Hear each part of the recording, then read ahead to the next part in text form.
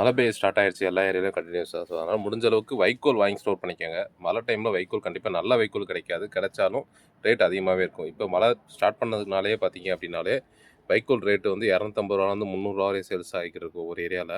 அது வைக்கோலும் தரமான நல்ல வைக்கோல் கிடைக்கிற மழையில் நனைஞ்ச வைக்கோல், இல்லைனா பச்சையாக அப்படியே சுற்றிருப்பாங்க. ஸோ அந்த மாதிரி வைக்கோல் தான் கிடைக்குது. ஸோ அந்த மாதிரி வைக்கோல் வாங்கினீங்க அப்படின்னா பச்சையாக இருக்க வைக்கோல் கொஞ்ச நாள்லேயே பார்த்தீங்க அப்படின்னா உள்ள அப்படியே கருப்பாக ஆரம்பிச்சிடும். ஸோ அதனால் முடிஞ்ச அளவுக்கு நல்ல காஞ்ச வைக்கோல் இப்போதைக்கு ஒரு சில இடத்துல மழை நின்றுருக்கு.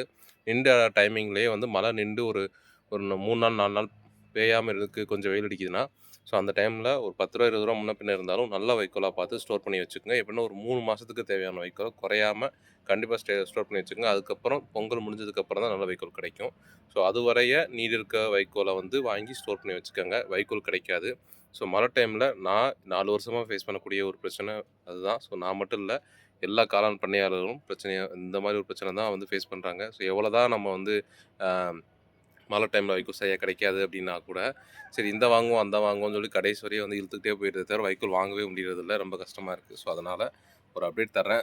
முடிஞ்ச அளவுக்கு வைக்கோல் இப்போயே ரேட் கூட இருந்தாலும் பரவாயில்ல, வாங்கி ஸ்டோர் பண்ணி வச்சுருக்குங்க. ஸோ அப்புறம் வைக்கோல் கிடைக்காது. ஸோ நல்ல வைக்கோல் கிடைக்காது, பச்சையாகவும் மழையில் நனைஞ்ச வைக்கோல் தான் கிடைக்கும்.